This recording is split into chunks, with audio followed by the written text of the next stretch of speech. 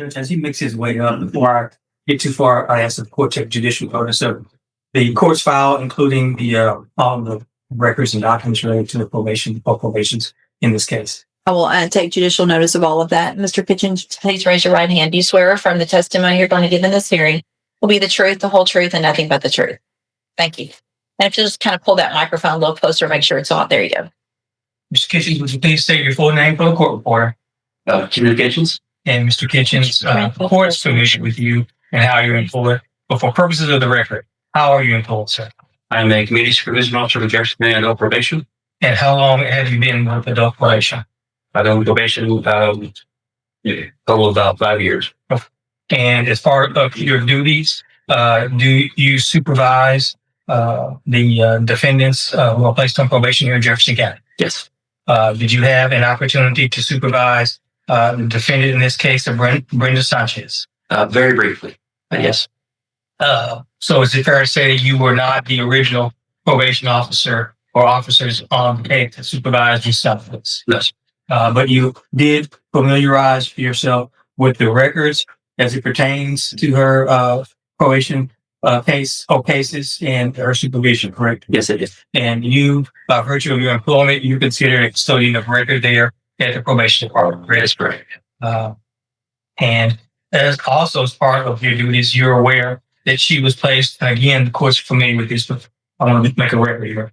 2 concurrent theft, felony theft cases that she was on a 5-year deferred on a 5-year probation on, correct? That's correct.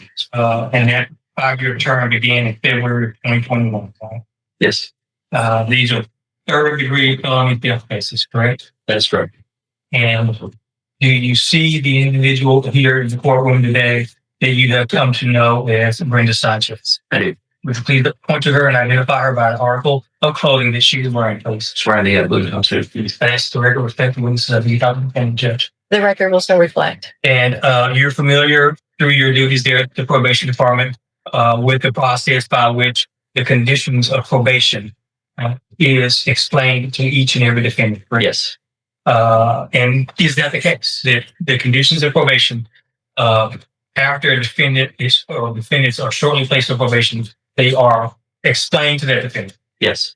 And do you have any reason to doubt that the conditions of this or this defendant was not explained to her shortly after she was placed on probation? I can only believe that. If she understands something. Okay.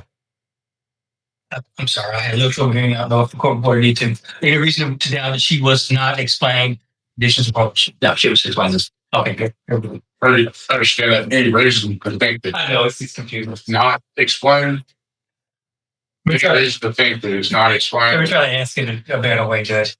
Any reason to think that this defendant was not explained her conditions of probation in this case? No reason for it now. Okay, thank you. Her conditions of probation, did they include not violating the law or laws of the state, any other state, or of the federal, in federal law? They did. And her conditions of probation, did they include, by way of summarizing it, not associating herself with any people or person of disreputable character? That's correct. And did her conditions of probation, again, by way of summary, include not possessing either any illegal drugs or legal narcotics for which there is a prescription that she has not provided the probation department with a copy of that prescription? That's correct. And lastly, was she required to do or perform a certain number of community service hours? Yes. And what were or how many community service hours? She had a total of 300 hours in each case remaining. Last case, she only completed 200 hours. Just so I'm clear, the total at the beginning was 600? 600, yes. And to date, how many has she completed or how much has she left? Today she is about 400 hours total. That she needs to do or that She's she's done? complete, yes. But she's completed 200 hours. Oh, Okay. and as it relates to prescriptions or prescription or any controlled substances, do your records indicate that she's provided the probation department with any copy of any prescriptions for the new controlled substances? We have not received any record of prescriptions. Just to be clear, no prescription for either hydromorphone or the judge, you know what I did? I neglected to mention that I want to invoke the rule. I think there may be a potential weakness here in the courtroom. Okay. I don't know that he's not, you have to testify. Yeah, you're testifying. No, he's not. Being in that record, and he makes it a potential witness. Well, I'm not calling him. The state's going to call him. That's fine. I'll represent the court. I'm not going to call him. If Mr. Cole is going to call him, then just he's under the rule. And Just to fill in the blank, Judge, for the court, today, Mr. Kimmel gave me what he purported to be a prescription that individual provided him with. So he's a potential witness. All right. Step outside the courtroom, sir. Yeah, just step outside. If they need you to come back in and testify, they'll bring you back in. Sorry. That's fine. Thank you. Mr. Kitchens, so just to be clear, the defendant has not provided probation department with a copy or prescription or a hydromorphone, or commonly referred to as dilated or dilaudid. No, sir. That's all the question I have. I'll ask Mr. Judge. Thank you, Mr. Coleman. Mr. Kimmler? the community service, she has 2 cases, correct? Yes. Did she get 300 hours on each case? Yes. That's not concurrent. That's consecutive. That's consecutive. Yes, sir. My understanding is that's usually concurrent community service for each case. So it should be a total of 300 hours. It would be concurrent if she completed half within her first year of probation. Well, if she's done half being what, 300 or 200? 150. 300. Okay. So the 200 hours was completed when? It was last work 2024, October 17th, 2024. Is there a court order saying it's consecutive or concurrent, or is that just the practice of the probation? This is the practice probation office. We don't make them do them all together. If they complete half within the first year. Well, okay, what about probation fees and other things? Those are concurrent. I think like the probation supervisory fee, that's concurrent. Yes. $60 Mhm. a month, that's concurrent. That's supervision fees. If she has multiple cases, supervision fees and the main case, and then the other cases have court costs and stuff. There's one set of supervision fees. The court costs are consecutive. I understand that. I wasn't aware that the community service was stacked. So in any case, she has completed 200 hours. Was that on which case was the 200 hours assigned? That was her calls number 20-33832. The lower cause number is done first or second on the community service. How do you make the determination which case to assign the hours, the completed hours to if they're consecutive? Like I said, the main case in this case here would be the felony case. It's got the hours on it.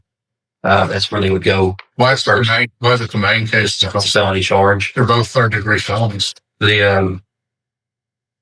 It's the main case that has the supervision fees, and Why is it the main case versus? Well, how is that I'm relevant? trying to understand her. Well, no, you can ask them after if you need to understand it. But as far as it goes today, she's ordered 300 in each case. She's done 200.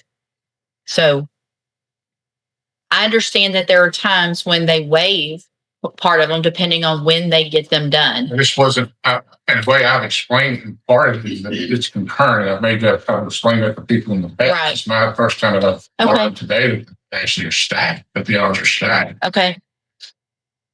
Would you agree that she made a good faith effort to do community service? She was done 200 hours. at the time, yeah, she did. And you've only supervised her for how long?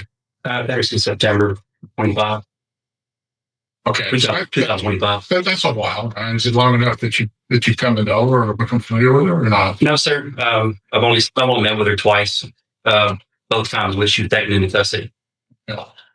So is there a problem with her reporting while she was out or not? No, sir. She's been in custody that long or how long? She was in custody and on the new charge and bonded out, and then she saw me again, and that's whenever the warrant was done. So she really doesn't have an opportunity, would you agree with you, at least to demonstrate compliance or non-compliance while free to be supervised? The times that you have been with her, do you see any, as far as your position, any issues with her demeanor or attitude towards you? Yes. If the court were to see fit to continue on probation, would you be willing to continue to supervise her? And yes. do you think she can benefit from further supervision or not? Yes, What she's saying. I'm sorry. Yes. What kind of programs do you think would be available to aid her in her rehabilitation and her progress on probation?